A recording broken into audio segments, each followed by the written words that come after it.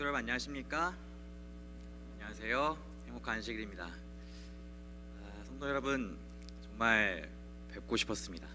항상 저기 영어권에 있다 보니까 성도님들을 뵙기도 어렵고 인사를 나누기도 어렵고 성도님들의 건강은 어떠신지, 자녀분들은 잘 계신지 여러모로 궁금한 게 많고 여쭙고 싶은 게 많았는데 이렇게라도 2달 만에 처음으로 하나님의 말씀을 전하기 위해서 이 자리에 오게 돼서 성도님들과 얼굴을 나누고 마음을 나누고 말씀을 나눌 수 있는 기회가 주어진 것에 대해서 아주 큰 특권이라고 생각합니다.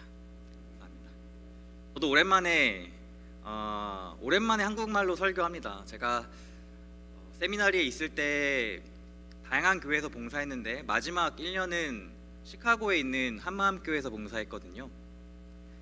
매일 안식일마다 이렇게 왕복 한 5시간 가까이 되는 그 길을 왔다 갔다 하면서 봉사했는데 5월쯤 제가 그 교회를 떠나면서 마지막으로 한국말로 고별 설교했던 게 마지막으로 지금 오랜만에 이렇게 말씀을 한국말로 전하니까 드디어 제 입이 좀 풀리는 것 같아요. 이번 주에 저희 아내가 일을 갔을 때 점심에 전화를 합니다. 전화를 하는데 제 목소리를 듣더니 이렇게 말하더라고요. 이번 주에 한국말로 설교해서 그런가 여유가 있어 보이네? 라고 얘기를 하더라고요. 아마 그동안 제가 옆에서 영어로 설교하는 그런 모습들이 씨름하는 것 같고 투쟁하는 것처럼 보였나 봅니다. 언제나 모국어가 아니라 외국어로 설교를 준비하고 말씀 사역한다는 것이 옆에 있는 사람이 느낄 만큼 아주 부담스러운 일인 것 같아요. 솔직히 말씀드리자면은 종종 한 2번 정도 아내에게 이런 말을 했습니다. 침대에 누워서 내가 영어도 못하는데 왜 내가 미국에 와서 이렇게 사서 고생을 하고 있을까? 내가 한국에 있으면 더 잘하지 않았을까라는 얘기를 하는데요. 아주 큰 착각이죠, 사실은. 왜냐면 우리가 하는 것이 하나님의 일이지 않습니까? 하나님의 일은 하나님이 하시는 것이기 때문에 사람이 잘한다고 해서 잘 되는 것도 아니고 사람이 못한다고 해서 안 되는 것도 아니니까 말이죠. 제가 그런 교만한 마음으로 저의 그런 부족한 용기와 부족한 믿음을 고백할 때에는 저 자신의 모습을 반성하기도 합니다. 영어도 못하는 제가 미국 교회에서 영어권 사역을 하고 있는 이유는요, 바로 하나님의 부르심이 있었기 때문이었습니다. 하나님이 주신 사명 때문에 저는 이곳에 서 있습니다. 저희가 경험해보지 못한 것은 늘 두렵습니다. 거의 한국에서 평생 동안 있었던 제가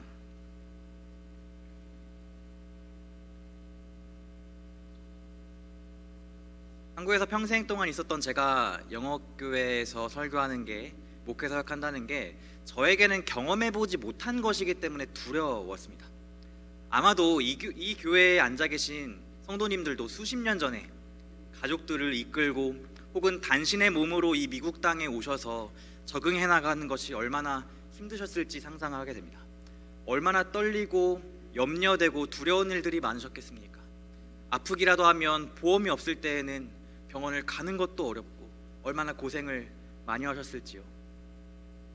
어쩌면 이스라엘에서도 지도자였던 모세가 죽게 되고 이제 요단강을 건너야 되는 그러한 사명을 받았었던, 그리고 가나안 땅을 정복하라는 사명을 받았었던 여호수아도 어쩌면 경험해보지 못한 것들이 그의 삶에 있었기 때문에, 그의 삶에 펼쳐질 것이었기 때문에 아마 수많은 두려움들이 그 마음 가운데 있었을 것이 분명합니다. 100만 명이 넘는 그 나라를 이끄는 것도, 지도자가 되는 것도, 가나안 땅에 새롭게 들어가는 것도 여호수아에게는 모든 것이 새로운 것이었죠. 그래서 부조와 선지자에 따르면 선지자는 이렇게 말합니다. 여호수아는 자기 앞에 놓였었던 그런 사업들을 바라보았을 때에 크게 망설이고 근심했다, 두려웠다라고 얘기를 하고 있죠.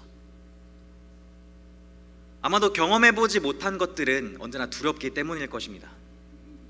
근데 하나님께서 말씀하시죠. 여호수아 1장 5절 말씀입니다. 새 번역을 가져왔습니다. 내가 사는 날 동안 아무도 너의 앞길을 가로막지 못할 것이다. 내가 모세와 함께했던 것과 같이 너와 함께하며 너를 떠나지 아니하며 버리지 아니하겠다 말씀하십니다.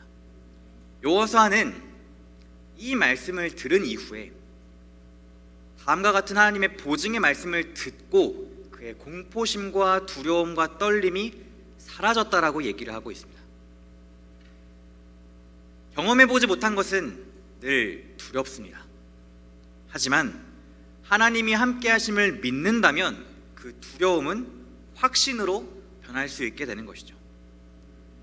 몇 주 전에 목사님께서 저에게 한국어권 설교를 하라고 말씀하셨습니다. 그래서 고민을 굉장히 많이 했습니다. 왜냐하면 흔히 찾아오는 기회가 아니지 않습니까? 게다가 처음으로 성도님들과 만나는 시간이기 때문에 어떤 말씀을 전달하는 게 좋을까 기도하고 고민하다가 하나님께서 주신 메시지는 성도님들께서 저를 잘 알지도 못하시고 저에 대해서 전혀 모르시기 때문에 제가 살아왔었던 30년도 안 되는 29, 29년 동안의 짧은 삶을 되돌아보면서 저가 가지고 있었던 두려움과 떨림을 믿음과 확신으로 바꿔주었던 하나님을 경험한 그 삶의 이야기를 나누고 싶었습니다. 다들 아시는 것처럼 저는 한국에서 온 지 얼마 안 된 이민자입니다. 3년 됐고요. 한국에서 태어나서 평생 동안 그곳에서 자라고 공부를 했었던 사람이었어요. 3년 전에 미시간에 있는 앤드루스 세미나리 신학대학원을 입학하기 위해서 오게 되었는데요. 미국에 오게 된 계기가 무엇인가 물어본다면 굉장히 오래 전으로 거슬러 올라가야 돼요. 아마 제가 초등학교 5학년 때쯤이었던 것 같습니다. 물론 제가 초등학교 5학년 때부터 미국에 오려는 생각은 하지 않았습니다. 그때는 제가 미국 땅을 밟을 거라는 생각도 한 번도 안 해봤고 미국에 오려는 생각도 한 번도 안 해봤기 때문에 기회가 있을 거라고도 생각하지 않았어요. 근데 초등학교 5학년 때부터 저는 참 신기하게도 목사가 되고 싶었어요. 특별한 이유는 기억이 나지 않습니다. 근데 어렸던 제 마음 가운데에 이유를 알 수 없는 마음이 계속 생겨났어요. 나 목사님 해야지, 나는 목사님이 될 거야 라는 생각을 했었습니다.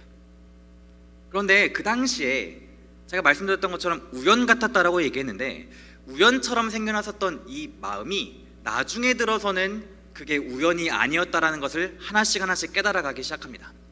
하나를 예를 들어 말씀드리자면 제가 나이가 들고 신학과에 들어갔을 때에 어머님께서 이런 말씀을 해주시더라고요.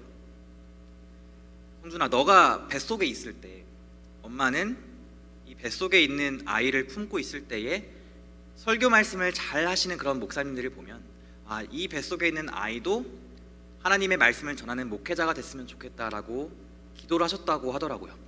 살면서 저에게 단 한 번도 너 목사가 돼야 돼라고 말씀하신 적이 한 번도 없습니다. 제가 알아서 선택하게끔 기다려주시고 뒤에서 묵묵히 기도해 주었던 어머님의 그런 기도, 이 말씀을 듣고 제 머릿속에서는요 초등학교 5학년 때부터 들었던 그 이유를 알 수 없는 그 생각들, 그 꿈들이 괜히 든 게 아니라 하나님께서 그 기도를 기억하셔서 제가 뱃속에서부터 저를 정하셨기 때문에, 저를 부르셨기 때문에 그러한 생각들이 생각났다는 것을 알게 되었습니다. 하나님께서 주셨던 꿈이었다는 것이죠. 그렇지만 제가 초등학교 때부터 목회를 하고 싶었다고 하더라도 공립학교를 다녔습니다. 아마 아시겠지만 옛날에는 공립학교를 다니면서 안식일에 교회를 가지 못하지 않습니까? 학교를 가야 됐었지만 저는 항상 안식일을 지켰어요. 교회를 갔는데 나이가 들고 이제 중학생이 되다 보니까 친구들이 굉장히 중요해진 시기입니다. 사춘기가 되면은. 그때가 됐는데 나는 뭔가 안식일에 교회를 가고 학교를 못 가는 게 다른 친구들과 다르다는 생각이 좀 들었고, 다르다는 게 싫었어요. 부끄럽고 친구들이 왜 너는 토요일에 교회를 가냐고 물어보는 것이 어린 마음에 되게 부끄러웠나 봐요. 그래서 부모님에게 반항을 하면서 난 교회 가지 않겠다, 학교에 가겠다라고 얘기하면서 1년에서 2년 정도를 이렇게 교회를 떠나서 방황을 했습니다. 근데 제가 좀 독특했던 게 있어요. 뭐였냐면 그렇게 교회를 안 나가는 1, 2년 동안의 그 시간에서도 나는 목사가 돼야 된다라고 생각했습니다. 신기하죠? 교회를 나가지도 않으면서 왜 목사가 되려고 했는지 제가 참 그 어린 나이에 왜 그런 생각을 했는지 참 신기해요. 그렇게 독특했었던 저의 시간들이 지나고 이제 고등학교를 입학해야 될 때가 됐습니다. 근데 그런 방황을 하던 도중에도 불구하고 저는 생각했어요. 내가 목사가 돼야 되는데 이렇게 방황하고 있으면 안 되지 않겠는가라고 생각해서 이제 방황을 그치고 제가 제대로 신앙생활 해보자 라고 생각해서 삼육학교를 가기로 결심했습니다. 그 당시 제가 알고 있었던 삼육학교는 저희 지역교회에서 가는 그 형들이 갔었던 서울삼육고등학교밖에 몰랐거든요. 그래서 서울삼육고등학교를 입학해야겠다라고 생각해서 입학하게 됐습니다. 이렇게 제가 삼육학교를 처음 가게 됐을 때에 그 경험은 정말 새로운 세계 같았어요. 학교 가니까 친구들도 다 교회를 다니고 함께 신앙생활하면서 찬양하고 교회 다니면서 그렇게 신앙생활하는 것들이 자연스럽다 보니까 너무 좋았어요. 그리고 학교에서 좋은 목사님들을 만나서 그 목사님들로부터 말씀을 어떻게 읽고 어떻게 기도 생활하는지에 대해서 배우면서 저의 신앙의 기초들을 다져가는 모습들을 그런 경험들을 하게 됐습니다. 그러면서 제가 하나님을 더욱더 가깝게 깨달아가고 알아가면서 하나님께 기도했습니다. 하나님, 제가 어릴 때부터 목사가 되고 싶었는데 이 꿈이 저는 제가 원해서 목회자가 되는 것이 아니라 하나님이 만약에 제가 목회자가 되기를 진짜로 원하신다면 저에게 사명을 주세요. 저에게 꿈을 주세요. 저에게 사명을 보여주시고 불러주셔서 저로 하여금 확신을 가질 수 있도록 도와주세요 라고 기도하기 시작했습니다. 그리고 하나님은 감사하게도 당연하게도 그 기도에 응답하셨습니다. 제가 고등학교 때 사도행전 8장을 읽게 됐습니다. 제가 가장 좋아하는 책이 사도행전이라서 정말 수도 없이 많이 읽었지만 그 고등학교 2학년 때 사도행전 8장을 읽는 그 순간 에티오피아 내시의 이야기가 제 마음 가운데에 강하게 들어왔어요. 그 이야기를 보면 이렇습니다. 에티오피아에 있었던 그 한 내시가 그 유대 명절을 지키기 위해서 예루살렘까지 왔습니다. 그리고 그 명절이 끝나고 이제 에티오피아로 돌아가야 될 때가 되었는데요. 그 돌아가는 과정에서 아마 선지자 이사야의 글, 아마 두루마기를 된 그런 성경을 샀던 것 같아요. 그 성경을 사고 신나는 마음에 마차를 타고 돌아가고 있었습니다. 근데 이 선지자 이사야의 글을 보니까 도대체 무슨 말인지를 모르겠는 거죠. 마치 저희가 뭐 요한계시록이나 그런 언약이나 예언과 같은 그런 어려운 말씀들을 볼 때 이게 도통 무슨 말인지 모르겠다 싶을 때가 있으시죠? 똑같이 에티오피아 내시도 그 이사야의 글을 이해하지 못했습니다. 그때 마침 성령 하나님께서 그 에티오피아 내시를 외면하지 않으시고 그 에티오피아 내시에게 집사 빌립을 보내주셨습니다. 그 집사 빌립이 에티오피아 내시를 만나서 이렇게 물어봅니다. 사도행전 8장 29절부터 28절에 있는 말씀입니다. 새 번역으로 된 성경을 제가 읽겠습니다. 빌립은 마차에 가까이 다가가서 그 에티오피아 사람이 책 읽는 소리를 듣고는 물었습니다. 지금 당신이 읽고 있는 그 글이 무슨 뜻인지 이해되십니까? 그 에티오피아 내시가 대답했습니다. 잘 모릅니다. 아무도 가르쳐주는 사람이 없는데 제가 어떻게 알겠습니까? 그러고는 빌립에게 마차에 올라와서 내 옆에 앉아서 그 말씀을 해석해달라고 얘기를 합니다. 그렇게 빌립은 그 마차 옆에 앉아서 그 성경을 풀어주기 시작합니다. 에티오피아 내시가 읽고 있었던 그 성경은 바로 이런 내용이었습니다.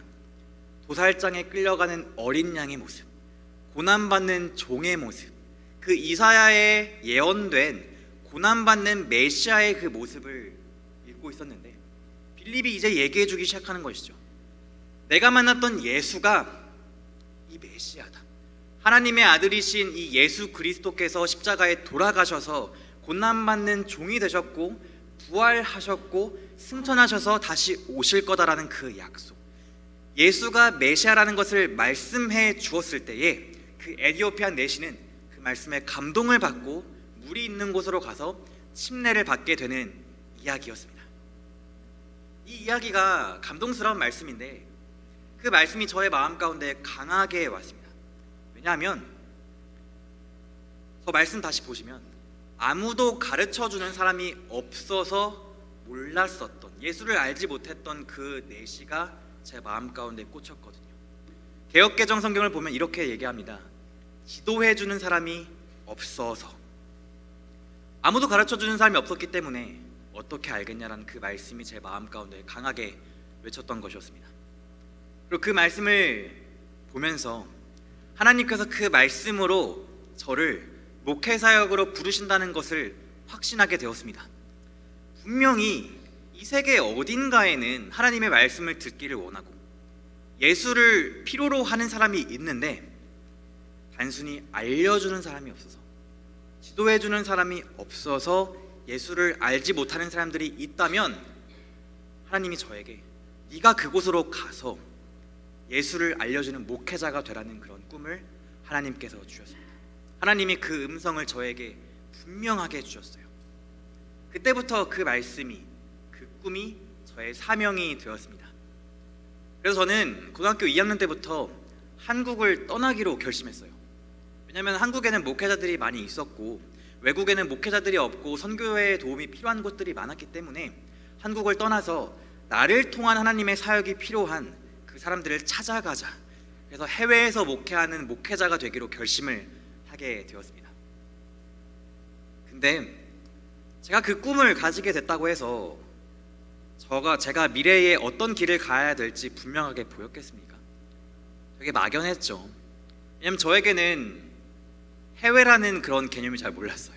해외라고 한다면 뭐 어릴 때 가봤던 필리핀 아니면 뭐 아프리카 오지 그런 데가 전부인가라는 생각을 하고 있었습니다.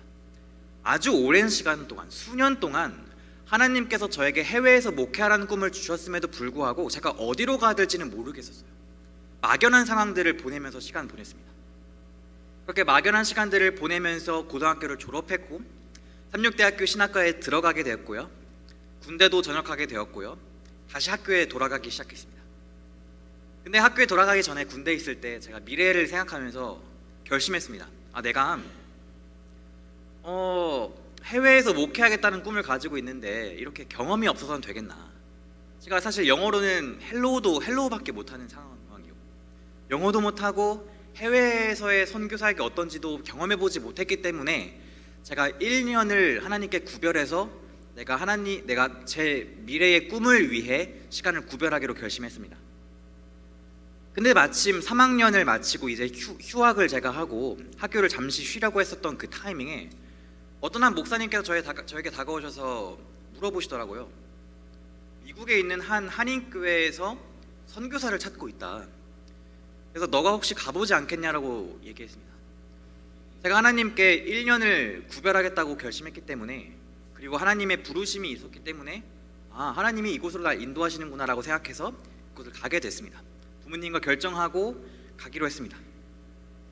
그렇게 가게 됐던 곳이 미국 캘리포니아에 있었던 프레즈노에 있는 작은 한인교회였습니다. 2017년이었고요. 5년 전 이야기죠. 아주 작은 교회였지만 저에게는 미국에서의 첫 사역지였고 아주 많은 것들을 배우고 많은 사랑을 받았었던 6개월의 시간이었습니다. 비자 문제 때문에 6개월밖에 못 있었습니다. 그곳에서 정말 많은 것들을 배웠는데 그 많은 배움 가운데에서 저의 사명에 결정적인 영향을 끼쳤던 한 메시지가 있었어요. 그것이 무엇이었냐면 미국에 있는 한인교회들의 현실, 그 현실을 목사님을 통해서 들었던 것이었습니다. 한인교회의 사역들이 목사님들도 다 있고 사역이 잘 이루어지는 것처럼 보이지만 현실적으로 젊은 세대들을 지도해 줄 수 있는 젊은 영어권 목회자들이 없다라는 말을 듣게 되었습니다. 매우 부족하다는 말씀을 들었습니다. 그래서 우리 한인교회가 젊은 2세들, 코리안 아메리칸들을 잃고 있고 우리 이민 1세대, 우리 성도님들의 자녀들이 교회를 떠나가고 있다는 그런 말씀을 듣게 되었어요. 1세대와 2세대 차이에 그런 문화적인 차이와 언어적인 차이, 세대 차이, 그런 것들로 인해서 그 젊은 세대들이 교회에서 소외되고 외면받기 시작하고 또 그 젊은 세대들을 챙겨줄 수 있는 영어권 목회자들을 부르고 싶은데 교회에는 그 영어권 목회자들을 부를 수 있는 돈이 없거나 부를 수 있는 돈이 있다고 하더라도 오려고 하는 사람들이 없는 거죠. 왜냐하면 대부분의 우리 1세대들의 자녀분들은 뭐 메디컬 필드나 뭐 간호사나 의사나 그런 쪽으로 많이 가시지 신학을 하지는 않으시잖아요. 목회자 자체가 없으니까 영어권 목회자들을 부를 수 없는 거죠. 그러한 안타까운 상황을 듣게 되었을 때 제 마음은 정말 안타깝다는 생각이 들었습니다. 그리고 동시에 안타깝다는 그 마음과 동시에 하나님께서 수년 전에 17살 저의 어렸던 그 시절에 저에게 주셨던 그 사명이 생각났습니다. 바로 사도행전 8장의 말씀 기억하시죠? 지도해주는 사람이 없어서 예수를 알지 못하는 사람들이 있다면 너가 가서 그 사람들에게 예수를 알려줄 수 있는 지도해주는 목회자가 되라는 그 사명이 딱 겹치는 거예요. 이 한인교회 상황을 들었을 때 하나님께서 저에게 수년 전부터 그 해외 목회의 꿈을 주셨기 때문에 하나님이 나를 이곳으로 부르시는구나라고 확신했습니다.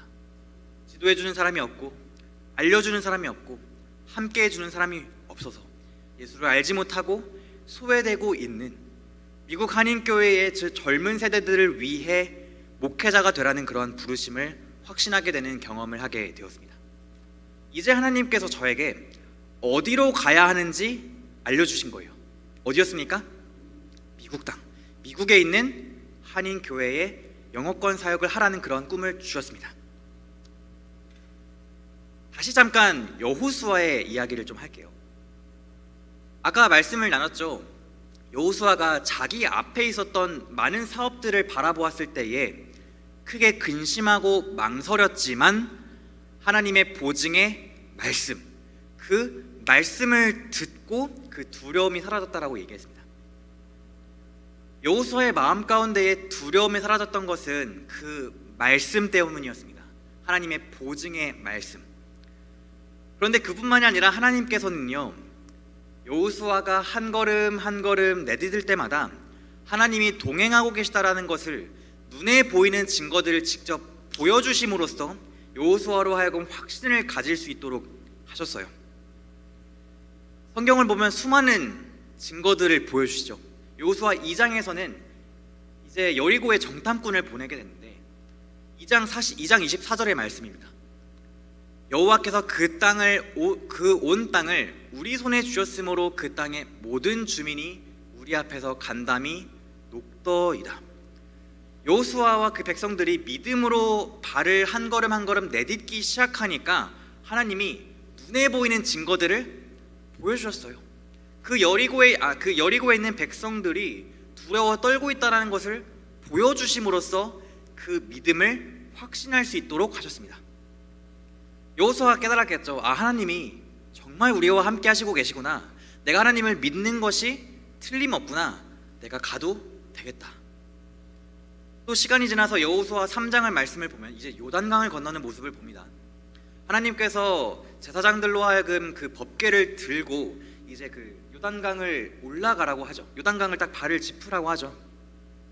그렇게 발을 짚는 그 순간, 다들 아시겠지만 강이니까 한 방향으로 흐르지 않습니까? 위에서 아래로 흐르는데 그 발을 딱 짚는 그 순간 여기 딱 그 내려오던 그 물줄기가 막히고 벽이 되어서 이렇게 점점 이렇게 벽이 올라가기 시작합니다. 물이 내려오면 내려올수록 그 물의 벽이 계속 높아지는 거예요. 그 이스라엘 백성들은 2000규빗 뒤에서 그 올라가고 있었던 그 벽이 되어지는 그 강을 볼 때, 그리고 반대편에는 그 말라가고 있는 그 마른 땅, 건너갈 수 있는 그 마른 땅을 볼 때에 하나님께서 그 눈에 보이는 그 증거를 보여주심으로써 우리가 믿음을 가지고 하나님을 따라가도 되겠구나 라는 그 확신을 주신 것이었죠. 이렇게 여호수아와 그 백성들은 하나님이 보여주었던 그 증거들, 분명한 그 증거들을 보게 되면서 확신하고 하나님의 말씀을 믿음으로 따라갈 수 있게 되었습니다. 그러한 확신들을 보여주셨기 때문에 하나님께서 말씀하셨던 여호수아 6장에 보면 이렇게 나오죠.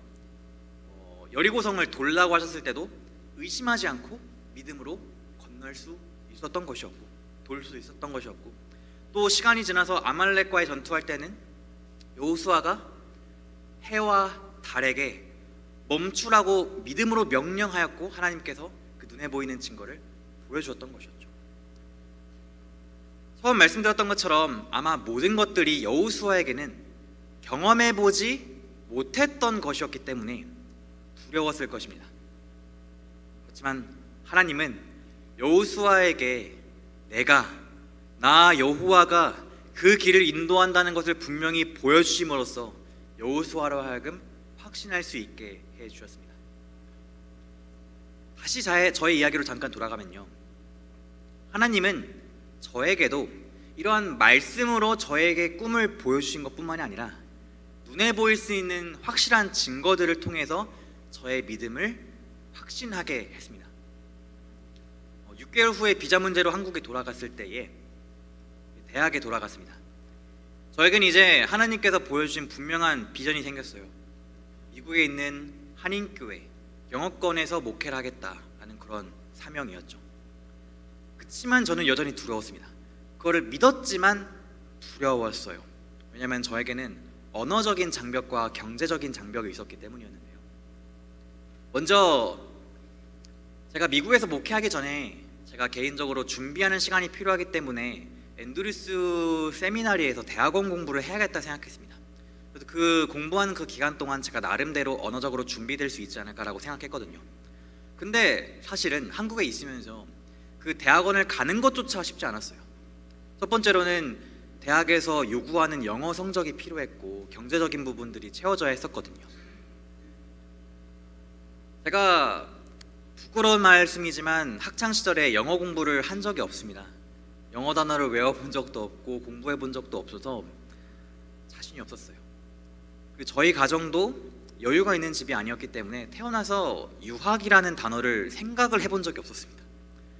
경험해보지 못했기 때문에 두려웠던 것이었죠. 그렇지만 저는 분명히 믿었어요. 하나님이 나에게 꿈을 주셨다면, 그리고 분명한 길을 보여주고 계시다면 하나님이 길을 열어주실 것이다 라는 그런 믿음 말이죠. 그 믿음을 가지고 최선을 다하기로 결심합니다. 이 미국에 오기까지 준비하는 그 과정, 1년 반 정도의 그 과정은 정말 따로 얘기해야 될 만큼 정말 많은 일들이 있었는데요. 간략하게 얘기하자면 공부도 정말 열심히 했어요.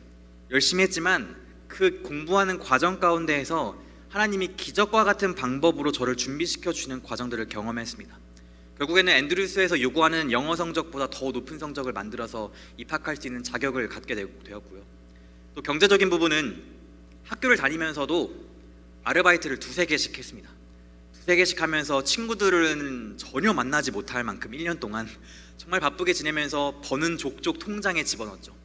그리고 버는 돈은 항상 믿음으로 하나님께 구별하고 11조를 구별하고, 그렇게 믿음으로 구별했을 때에 하나님께서는 제가 벌 수 있고 제가 모을 수 있는 돈보다 훨씬 더 많은 돈을 풍성하게 부어주는 그 축복들을 경험하면서 제가 목표했었던 그 돈을 하나님께서 훨씬 더 넘게 채워주실 수 있도록 하나님께서 도와주셨어요.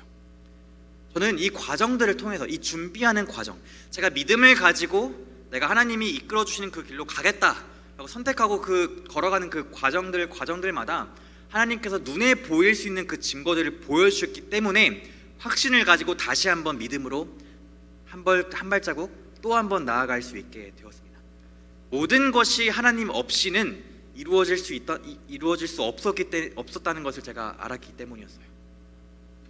마침내 하나님의 은혜로 3년 전 5월에 앤드루스에 입학해서 지난 5월에 3년 동안의 공부를 마치고 졸업을 무사했습니다. 그 3년 동안도 까마귀를 통해 엘리야를 먹이셨던 하나님의 은혜와 같이 무수히 많은 은혜를 경험하게 되었고요. 하나님의 공급하심을 경험하게 되었고, 또 때에 따라 필요에 따라 채워주시는 하나님을 만나게 되었습니다. 돌아와서 차를 사는 과정에서도, 그리고 교회를 봉사하는 과정도, 또 사랑하는 사람을 만나서 가정을 꾸리게 된 과정도 하나하나가 모든 게 제가 기도했던 대로 하나하나 모든 게 완벽하게 하나님께서 응답해 주셨습니다. 그렇게 하나님께서 완벽하게 저의 삶을 인도하신 것을 봤기 때문에 저는 믿었어요.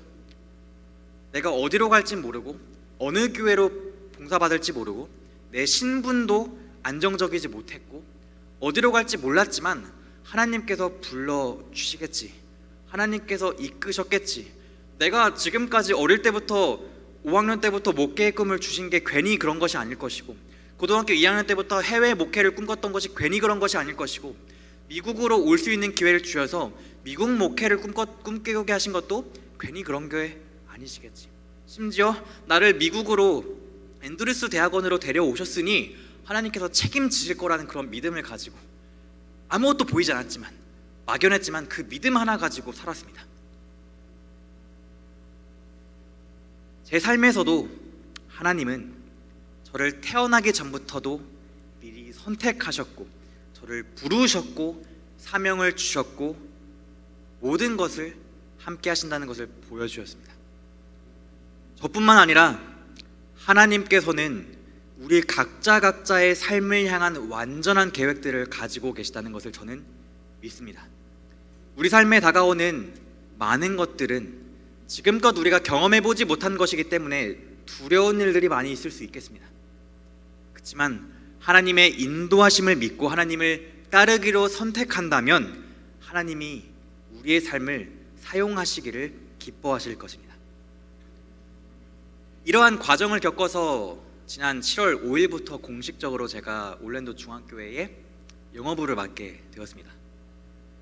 졸업을 앞두고 있을 때에 제가 미국에서의 목회를 해야 되는데 정해진 것이 없었거든요. 그래서 고민하고 기도하고 있었습니다. 그리고 그러던 도중에 한 3월 말쯤에 전화를 받고 이렇게 오게 되었는데요. 아마 제 생각에는 제가 딴 생각할까봐, 하나님이 저를 바로 데려가지 않으시면 제가 딴 생각할까봐 하나님이 바로 저를 빨리 데려오신 것 같아요.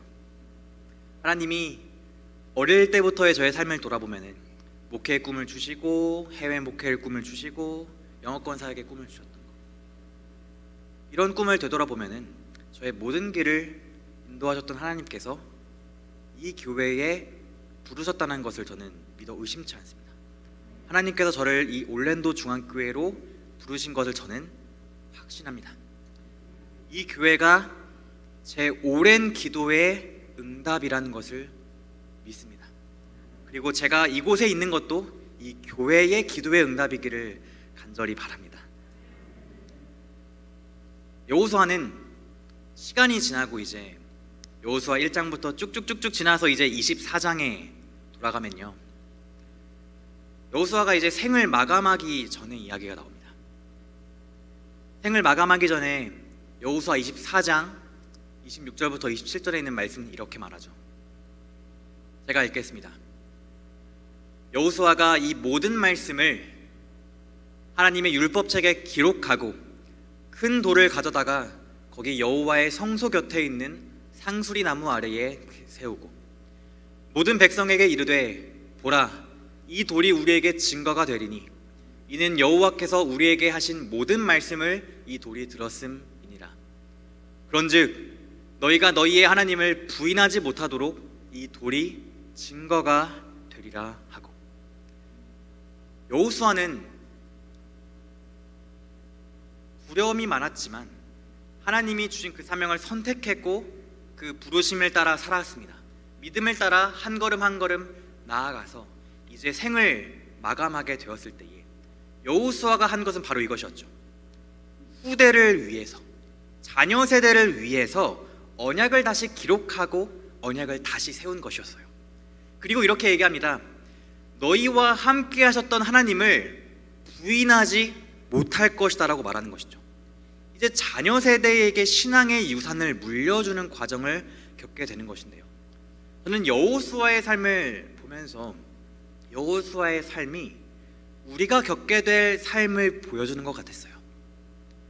하나님의 부르심을 받고 우리가 있는 이 교회에서 봉사하다가, 하나님을 위해, 사람들을 위해 봉사하다가 이제 물러날 때가 된다면 신앙의 유산을 자녀들에게 잘 전달해야 하는 것, 이 여호수아의 삶이 우리의 삶이 되어야 하는 것이죠. 성도 여러분은 삶의 어느 단계에 와 계십니까? 이제 막 신앙을 받아들이고 이제 막 부르심에 응답하실 단계이십니까? 아니면 이제 지난 세월을 돌아보면서 지난 세월의 사역과 교회에 헌신했던 그러한 삶과 그런 삶들을 돌아보면서 이제는 자녀 세대에게 신앙의 유산을 물려주어야 할 때이십니까? 어느 시기에 있으십니까? 어느 단계에 있으십니까? 저는 아마도 저의 삶을 여호수아의 삶에 이렇게 집어넣어 보면은 모세를 따라다니면서 이렇게 배웠었던, 이렇게 어깨너머로 배웠었던 그런 어깨너머로 목회를 보고 어깨너머로 교회의 그런 사역들을 보면서 배우다가 이제 막 지도자로 임명된 여호수아의 삶의 그 단계가 저의 삶의 단계가 아닐까 싶습니다. 공식적으로 교회의 부르심을 받고 목양의 길을 공식적으로 시작하게 된 저의 삶이 아마 여호수아가 부르심을 받고 지도자로 임명받았던 그때가 아닐까 싶은데요. 그래서 저에게도 경험해보지 못한 것이 많기 때문에 두렵습니다. 정말 두려워요. 나의 부족함이 우리 교회에게 해가 되지 않을까. 나의 연약함이, 나의 믿음의 부족이 우리 교회 성도님들에게, 우리 영어권 성도들에게, 청년들에게 잘 하나님을 전하지 못하는 것이 되지 않을까? 두렵습니다. 재능도 없거든요. 제가 재밌는 사람도 아니고 제가 뭐 잘할 수 있는 것도 없고 두려운 게 아주 많아요. 그렇지만 저는 오늘 성도님들 앞에서 지금까지 인도하신 하나님이 저를 이곳에 부르신 이유가 분명히 있다는 것을 믿겠다고 고백하겠습니다. 그리고 하나님의 교회를 위해서 믿음으로 요단강을 건너고 믿음으로 여리고성을 돌고 믿음으로 해와 달에게 멈추라고 외치도록 결심하겠습니다. 그러니 저와 저희 올랜도 중앙교회의 영어부가 우리와 함께 하셨던 하나님을 부인하지 못할 만큼 하나님을 분명하게 만나는 그러한 역사가 이루어지기를 기도해 주시기를 간절히 기도합니다. 제가 삼육대학교에 있을 때요, 마지막 이제 4학년 때였던 것 같습니다. 저도 이제 졸업할 시기가 되었는데 그때 한 교수님이 있었어요. 한 교수님께서 한국에서의 교수직을 이제 내려놓으시고 미국에 있는 한 대학의 신학과 교수로 이제 가시게 되었던 때였어요. 그 교수님께서는 나이가 60이 넘으셨었는데 다들 놀랬습니다. 60이 넘으셨고 은퇴하실 나이가 얼마 남지 않았는데 아니 미국에서 새로운 시작을 한다는 게 정말 대단하다고 느껴졌어요. 그렇지만 그 교수님께서는 미국에서의 목회 생활도 많이 하셨었고 영어도 굉장히 잘하시기로 유명하신 분이셨기 때문에 저는 생각했습니다. 그래도 걱정할 거는 없으시겠다. 잘하시는 게 많으니까요. 영어도 잘하고 똑똑하시고 능력이 있으시니까. 근데 그 교수님께서 마지막이기 때문에 신학과 전 학생들을 대상으로 이 마지막 채플, 마지막 예배 때 말씀을 전하셨거든요.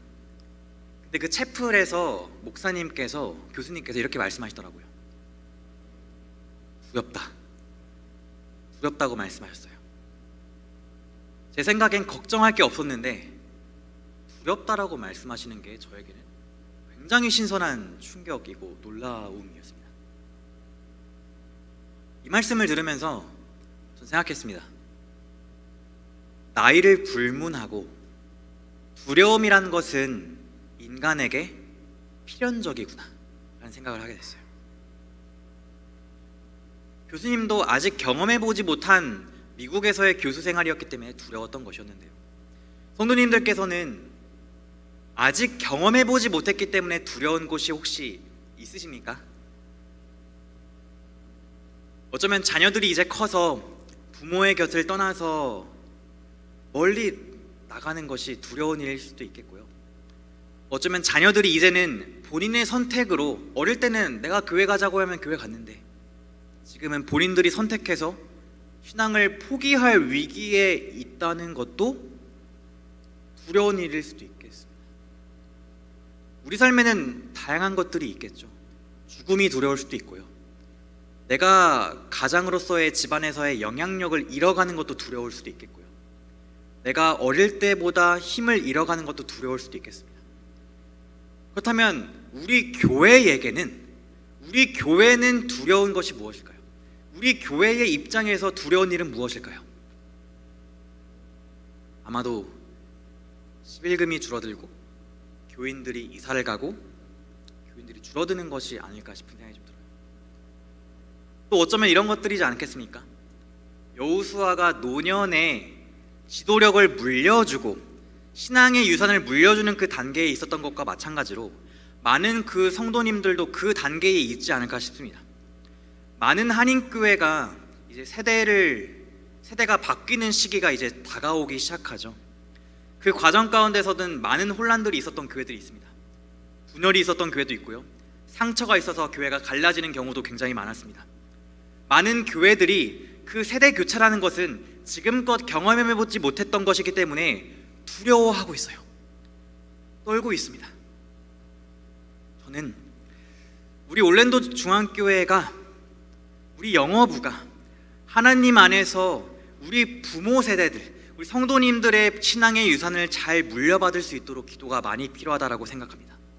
뿐만 아니라 우리 영어부가 긍정적으로 교회에 새로운 에너지를 가져올 수 있도록 또 기도가 많이 필요하다고 생각합니다. 어쩌면 많은 성도님들에게는 이제 젊은 세대에게 교회와 지도력을 물려주는 것이 두려운 일이 될 수도 있을 것 같다는 생각합니다. 저도 이 교회에 와서 얼마나 이 교회가 많은 헌신과 성도님들의 사랑으로 교회가 세워졌는지를 듣게 되었어요.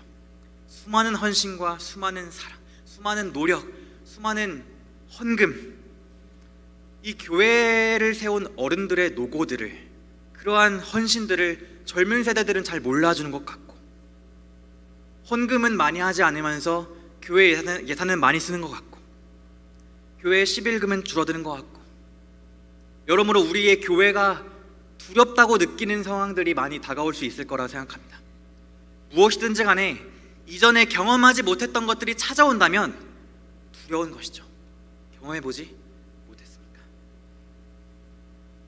하나님이 때로는 우리가 이전에 경험해보지 못했던 길로 인도하실 때가 있습니다.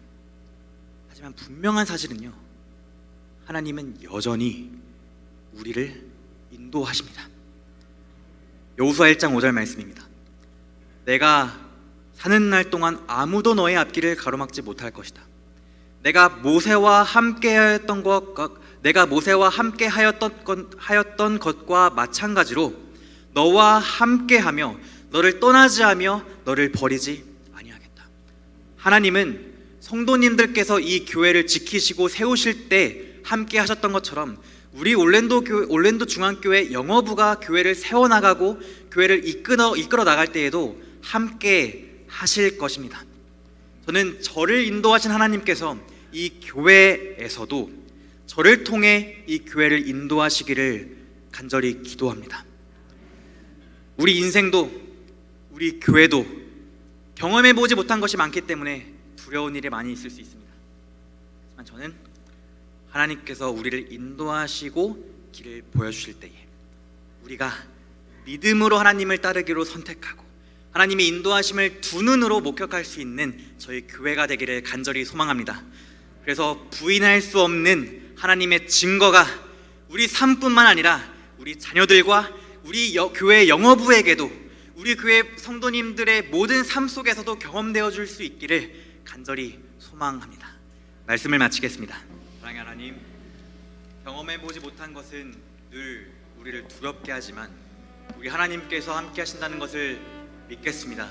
그리고 그 길 따라가겠으니 저희 교회와 저희 교회에도 그리고 저희 삶에도 함께해 주시옵소서. 예수 그리스도의 이름으로 기도합니다. 아멘.